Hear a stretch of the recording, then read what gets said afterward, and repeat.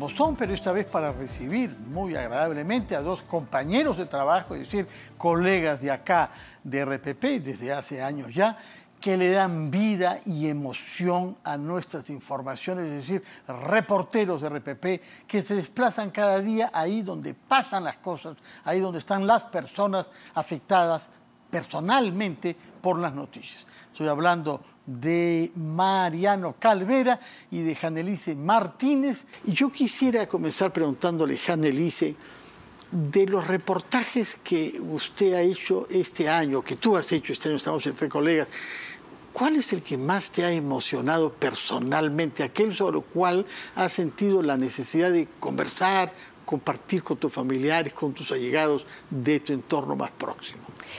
Más que haberme emocionado, uno de los temas que me ha tocado ver en las calles es el tema social, sobre todo el tema pues de las bajas temperaturas que se viven aquí en Lima. Sí. Por ejemplo, en el distrito de Villa María del Triunfo, sí, hemos llegado a la zona conocida como Ticlo Chico, a la parte más alta, en donde las familias pues viven en condiciones no solamente precarias, en donde la salud, la luz, el agua, todo eso es prácticamente un lujo. Lo que debería ser un derecho es un lujo para ellos, porque no está al alcance de las familias, de los niños, conocer la realidad, conversar con ellos, ver en las situaciones en las que viven y todas las carencias que tienen. Es bastante chocante, ¿no? Me ha afectado bastante. Sin embargo, se ha podido hacer llegar la voz de ellos al pueblo, a las autoridades, para que de alguna manera puedan pues poner ojo sobre este tema en específico, sobre todo en el tema de salud, porque en la época de bajas temperaturas los niños sufren muchísimo de las vías respiratorias, de este tipo de enfermedades. Entonces, es un tema que para mí, que soy muy sensible, bueno, en general me ha afectado bastante, pero sin embargo, repito, me ha gustado convivir con ello, porque me da la oportunidad de, al menos con un granito de arena, poder ayudar o sumar. Más que un granito, lo recuerdo muy bien, el mes de febrero, me parece que Lima batía récords de temperatura fría.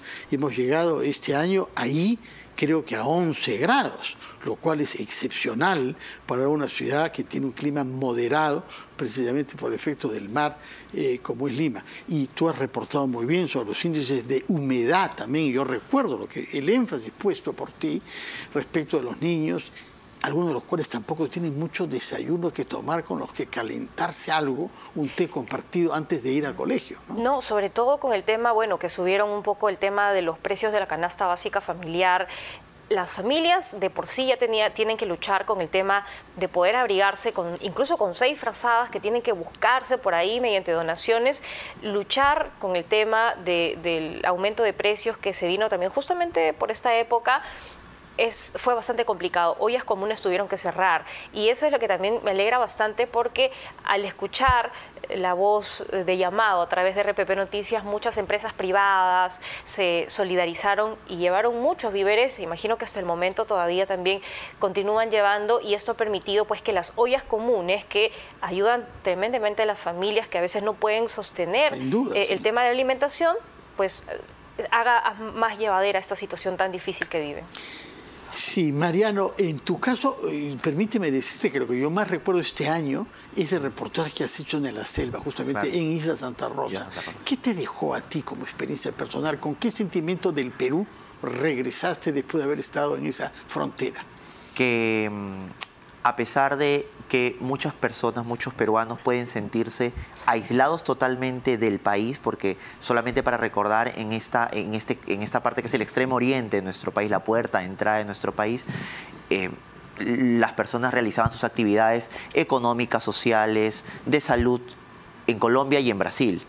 Pero a pesar de eso, había un fuerte sentimiento de pertenencia, de peruanidad, y eso es lo que ellos nos decían. Yo viajé justo para 28 de julio, pues. Yo estuve allá para 28 de julio y ahí me di cuenta de eso, ¿no? Y todos me decían lo mismo: nosotros hemos venido aquí a hacer patria, porque algo que me dijo la gran mayoría de personas que vive ahí, la gran mayoría son personas ciertamente del oriente, el país de la selva, pero digamos de otras ciudades donde podrían tener las comodidades que tienen las grandes ciudades del país. Algunos eran de Iquitos, otros de otras ciudades de la selva, pero decidieron irse hasta el extremo oriente para hacer patria. Y me decían, hemos venido aquí a hacer patria, ¿no? A cuidar la puerta de entrada a nuestro país, pero también a generar puestos de trabajo y que nuestros hijos hereden eso de nosotros y que los hijos de sus hijos también lo hagan, ¿no? Ese fuerte sentimiento de pertenencia, a pesar del aislamiento, no solamente geográfico, sino también del Estado, porque está de más decir que las postas médicas estaban en mal estado, los colegios también, muy poca presencia policial. A pesar de ello, se sentían quizás más peruanos que muchos peruanos que viven quizás en la comodidad de una ciudad que tiene todos los servicios a la mano, ¿no?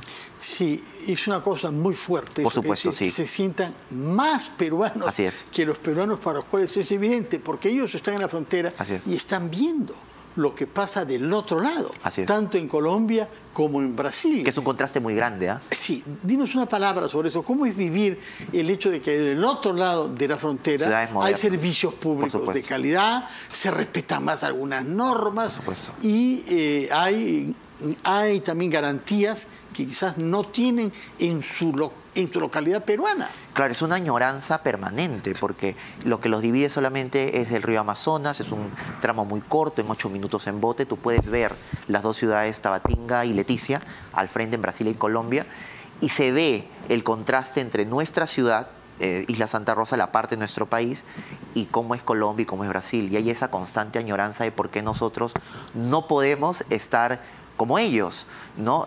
Entendemos que geográficamente, si las personas que nos están viendo ven en el mapa del Perú, Isla Santa Rosa está en medio. Es como una isla en medio del río Amazonas y llegar ahí es muy, muy complicado. O sea, geográficamente, viendo el mapa, pues, no, Periquito está acá. No, pero es que el acceso a Isla Santa Rosa es muy complicado y por eso es que sentían este aislamiento, ¿no? Janelice, hay un tema sobre el cual te hemos notado sensible a lo largo de este año, en fin, hablemos de este año, ¿no?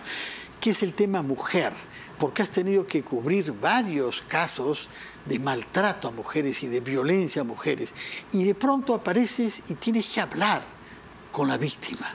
Explícanos cómo vives eso tú como mujer consciente de esta grave realidad que hay en nuestro país, que es el número enorme de casos de abusos de todo tipo, incluyendo abusos sexuales, ¿no? Es un tema muy delicado y muy chocante, la verdad. Efectivamente, he cubierto casos en los que la mujer es la víctima, pero otros casos en el que lamentablemente ya ni siquiera se ha podido conversar con esta persona porque le han quitado la vida, ¿no? Estamos hablando, por ejemplo, hace poquísimo, no habrá pasado ni un mes que me tocó cubrir una noticia de una mujer que presuntamente, bueno, todo indica esto, sin embargo no se puede confirmar hasta que las autoridades no lo digan, pero todo daba a indicar de que su ex pareja, por un tema de celos, le había quitado la vida a ella, pero no solamente a ella, sino a su niña de 6 años.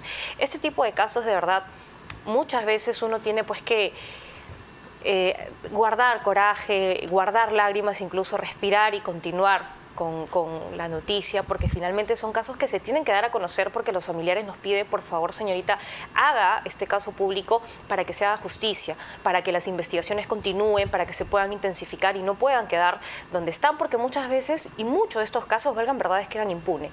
Entonces, cuando me he tenido la oportunidad quizás de poder conversar con personas que son víctimas de violencia, pero que todavía están en esa lucha, también he tenido pues que enfrentarlo, e incluso muchas veces detrás de la noticia ya hablar como una amiga quizás, ¿no? Hay personas, mujeres que han recibido maltrato y que me han pedido un consejo de amiga, de mujer, ¿no? Que me han dicho, señorita, ¿qué hago? Ayúdeme, ¿qué es lo que puedo hacer? Por favor, no me deje sola. Yo le digo, señora, mi trabajo no acaba una vez que yo termino de reportar la noticia. Usted puede llamarme constantemente cuando usted me necesite, si siente que las autoridades no le están apoyando a partir de ahora que usted está denunciando, si usted considera que su voz no es escuchada, por favor, sea la hora que sea, llámeme, que de alguna manera voy a poder ayudarle. Y definitivamente es algo que, como te repito, es algo que choca, es algo que duele, pero también enorgullece poder ayudar en algo a que estos casos no solamente no queden impunes, sino que las mujeres puedan empoderarse y empoderarse bien y dejar de permitir pues este tipo de maltratos o violencia, no solamente física, sino también psicológica. Y eso es lo que de alguna manera me alienta a poder continuar. Verdaderamente se siente eso en los reportajes que haces, que nos alimentan a todos los periodistas que tenemos menos contacto con la calle y con la realidad de lo que pasa. Estamos obligados a estar haciendo entrevistas quizá en la sede misma, ¿no? Pero nos enriquece como si nosotros mismos, un colega cercano, acudiera y da una vida real, que es muy importante para quienes trabajamos acá. Ahora, ojo que es muy distinto, porque yo también he sido oyente, entonces es muy distinto que, claro, tú escuchas y probablemente el reportero te transmita todo lo que está pasando, pero vivirlo, pero estar en el lugar... Y hay cosas que obviamente por el tema de sensibilidad no se pueden mostrar, es muy chocante, pero el hecho de poder ayudar es algo que te ayuda a estabilizarte emocionalmente y no bajonearte, como se dice, no ponerte triste, sino seguir porque de alguna manera estás ayudando. Claro. Ahora, de todas maneras uno tiene que modular su actitud, su lenguaje y sus temas ante el público, porque hay un pudor que guardar y hay una manera de hablar de las cosas para evitar que quien está tomando desayuno, etcétera, se vea perturbado. A veces hay una crudeza que es inevitable.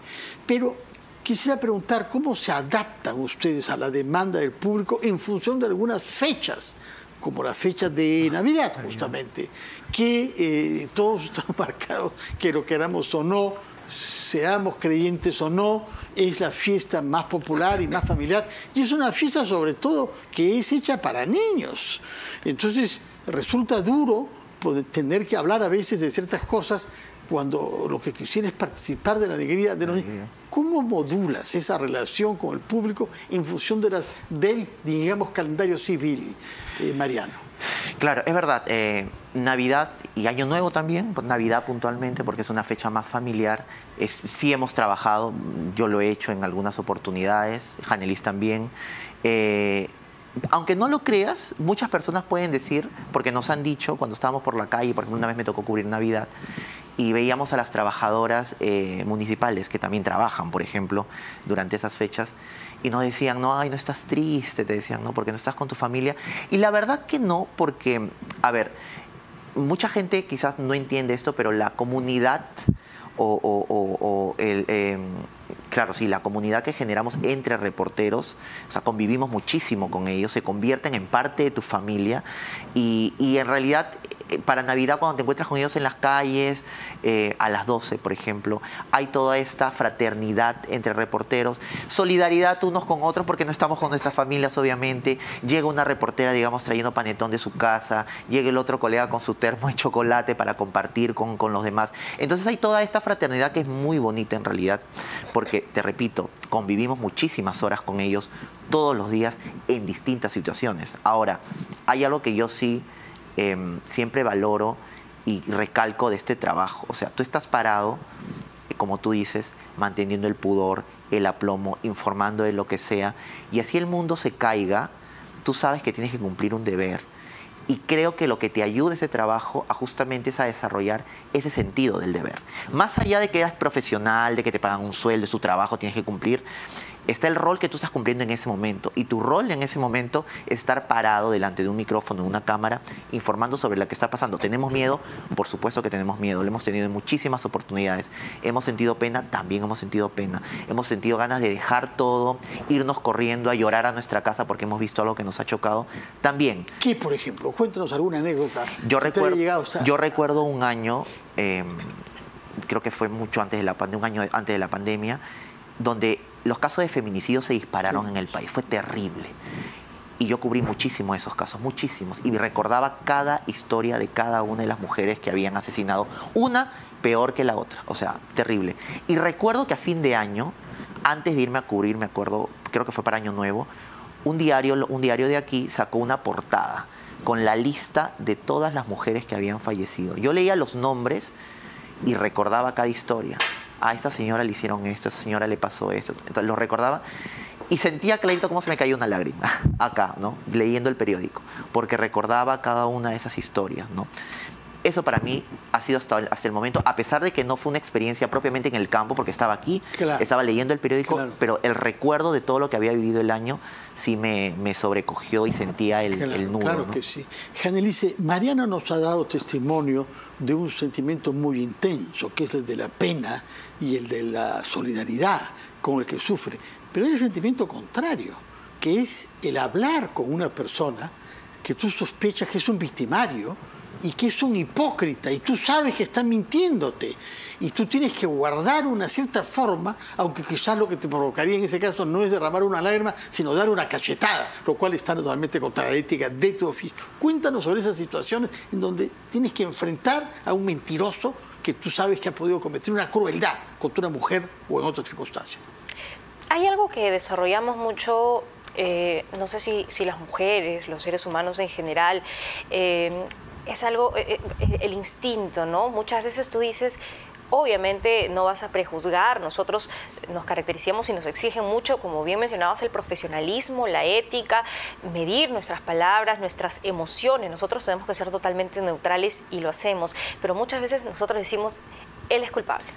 Él es culpable no solamente por la cantidad de pruebas que hay quizás en su contra, sino porque lo ves a los ojos, porque es distinto verlo a través de pantallas, lo ves a los ojos, en algún momento cruzas miradas mientras quizás le haces una pregunta y dices, él es culpable.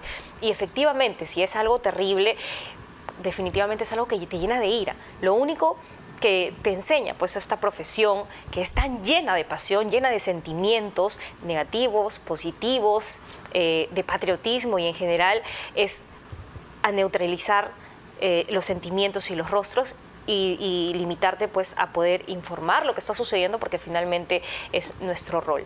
Así como Mariano, también me ha tocado vivir momentos muy emotivos. Por ejemplo, el siguiente año de la pandemia, cuando se reabren los cementerios, en el Día de Todos los Santos, empezamos a hacer entrevistas, ¿no?, a diferentes personas, pero una en específico me conmovió. Era un padre con su hijito de 3 años, era más grandecito, 5 años aproximadamente. Lo tenía en sus hombritos y el niñito iba con un globito que decía te amo mamá. Entonces yo me acerco al señor y trato de conversar con él, y él me comentaba que había perdido a su esposa durante la pandemia y que el niñito prácticamente todos los días le preguntaba por mamá, y él tenía la difícil labor de poder explicarle, pero lamentablemente eso es un vacío que no se llena. Eso se dijo a través de la radio, incluso hice llorar al conductor, que Omar estaba, me acuerdo, en ese momento, sin querer. Yo también, a mí se me salieron unas lágrimas, porque no solamente es lo que él dijo, sino la foto, el video donde se retrata a él a lo lejos con su hijito en el hombro, yendo a dejarle flores y unos globos a su esposa y el niño a su madre, que había perdido en pandemia. Eso a mí me chocó muchísimo, sí, sí. Pero bueno. Yo recuerdo ese caso y las veces que has tenido que hablar sobre un tema que se ha producido demasiado durante los años del COVID, durante los años de la pandemia. Atención que todavía estamos ante riesgos, ¿no? Pero no ha habido tanta mortalidad porque son cosas que pasaban sobre todo antes de la vacunación, que aprovechamos para recordar eso. Hay que seguir vacunándonos el próximo año también, hay siempre un riesgo, así es que ten mucho cuidado. Quisiera, Mariano, preguntarte, porque ya nos encaminamos al fin de nuestra conversación, lamentablemente se pasa muy rápido el tiempo. Tú has hablado de la comunidad que se genera, pero hay al mismo tiempo una cierta competencia inevitable. Sí, por ejemplo, ¿quién plantea la pregunta al presidente de la República? Si es que el presidente contesta. No ha sido el caso, sabemos, durante el tiempo de Pedro Castillo. Pero tú has comenzado antes e irás mucho más que esa fecha negra del 7 de diciembre. Hay una dificultad para que te den a ti la palabra cuando hay una nube de reporteros que quieren conseguir poner su pregunta. Cuando habla el presidente de la República o un ministro, hay un orden, ¿no? Son un poco más ordenados los ministerios cuando convocan a conferencias. Entonces, en eso no hay problema. El problema surge cuando abordas un ministro que está en alguna diligencia, ¿no? Ahora, hay una regla implícita, ¿no? Quien esté en vivo es el primero que habla. O sea, quien sale en vivo primero es el primero. O sea, es una cosa que el colega ve, quizás el colega tiene la pregunta, porque tú sabes cuando tienes la pregunta. Claro, pero quizás también la tiene otro que la puede claro, por antes supuesto. que tú y dejarte sin pregunta. Supuesto.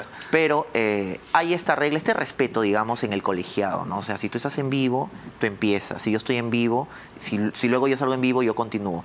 El profesionalismo con el que actúan para enfrentar a las situaciones humanas y sociales más variadas, imaginables, como es aquellas a las que las expone su oficio. Muchísimas gracias por su presencia y muy buena.